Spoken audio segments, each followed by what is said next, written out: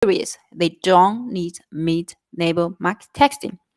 One is that the country, the nominee's country, it's one of free trade agreement with Department for Australia.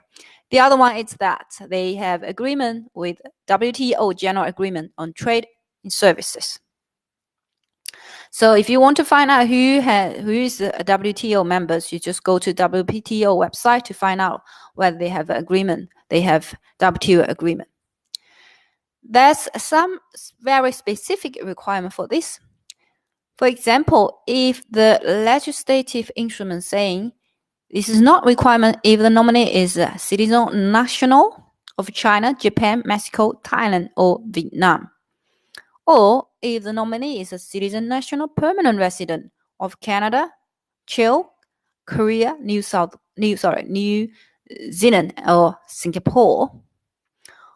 Or there is a second requirement that if the nominee is current employee of the company, that it is associate entity of the sponsor. Associate entity can be structured within that sponsor entity. Or that associate entity is located in China, Japan, Korea, New Zealand, or any ASEAN nation, including Myanmar, Cambodia, Indonesia, Laos, Malaysia, Philippines, Singapore, Thailand, Vietnam, so Asian countries, right? If that, they are current employee of the company that is associate. So you just need to identify the passport first. If they are from this Asian country and that they have a special relationship within two entities, then it's referred as transfer, isn't it? One company to another company, but there's within company transfer. Or if the nominee is current employee of an associate entity, and that nominee is a senior manager and will be responsible for the entire or substantial part of company operations in Australia. So this makes sense if, for example, they now have a senior manager to come to Australia to be responsible for Australian branch, and these people, it doesn't matter, as long as they are operating a WTO member country, it's fine. They don't need to meet the labor market testing. Or if the nominee is a senior manager, and that the company, the overseas business, that they are operating in WTO member country, and they come here to establish a new business in Australia, right? So it's a startup new business, and the original company is located or operated in the WTO member country. So basically, we just need to find out more about the company. Is that a new company? Nothing to do with where do they come from? Nothing to do with the transfer within, or nothing to do with operating a new business. Okay, so if the what do we mean by or if the for example, if the nominee is a citizen or permanent resident of the WTO member country, and then they have been working in Australia at least two years. So for some situations where clients coming on training visa or worked and not training visa, sorry, a working holiday visa, something like that.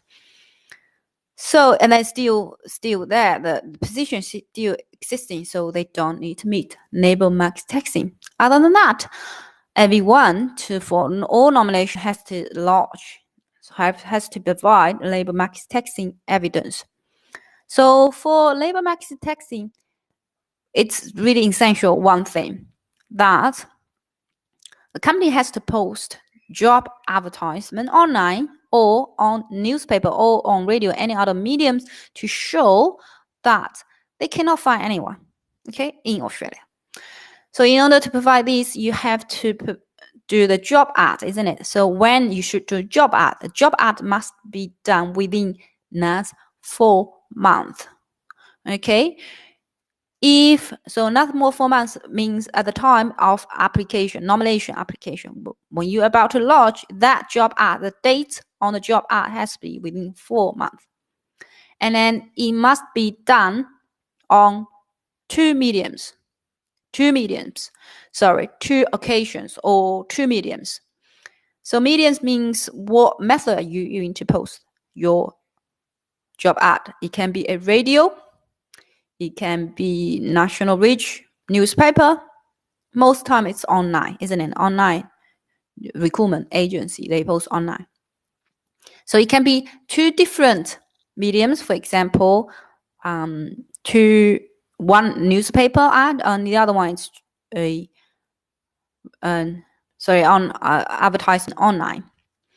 Or it can be to the same one, same job ads. It can be one on Seek, one on Indeed, or it can be the same exactly platform, two job ads on two occasions on one recruitment agency platform, right? So you can be done too. So it is fine. So as long as you provide two job ads, but the job ads has to be very specific. That you must include some information. Is really important that you do not want to miss this one. That the job ad has to cover the title, the description of the position, the skills and experience required for the position, the name of the approved sponsor, or the name of the recruitment agency. That's fine too. So you have to provide who you're going to contact. If any candidate wants to contact them, who they sent to, who are they, okay? The salary of the position. For example, you need to say the intended annual earning for that position is 80K or 90K plus superannuation. So if the salary for the position is more than 96,400, then you don't need to indicate the salary. So more than 400,000. This is high income earners. So you don't need to provide that. But other than that, I think it's preferable you provide the salary of that position. Advertisement can be done by third party if it's authorized to do so. It can be an accountant or sponsor themselves or any recruitment agency. So there's no requirement that the sponsor must place the advertisement for themselves. That's requirement for evidence. In order to satisfy, you have to provide evidence what you're supposed to provide. There's two really important that you must include. There's no exception. One is a written submission made by the sponsor. They must explain why a suitably, qualified or shouldn't it's not available here, right? And the other one is a copy of the advertising materials, which is the job ad itself, right? So there is no actually requirement to provide a payment receipt for that job ad or the copy of resumes, because this is really inadvertent, or it's not within our Privacy Act. So we're not supposed to provide other people's resume, because that the candidates probably never, never agreed to use their resumes in order to support your nomination approval, right? So in order to satisfy that, to write a submission, what you're going to write in that submission is that you must indicate then when the labor market testing was conducted, and then whether this website has a sufficient exposure. I'll give you an example of if you post a job ad on LinkedIn, but on your own profile, and it can only be reached by some members who pay the premium service. That is not acceptable. This has to be a reach that everyone can see it.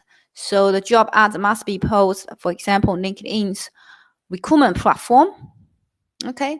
Some other, requirement may be not acceptable, of course, if they normally they themselves advertise the bloody position. So this is not acceptable, okay? And then the term and conditions advertised to the local market appear to be significantly less favorable.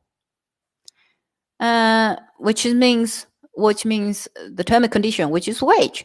You post the wage, it's very low.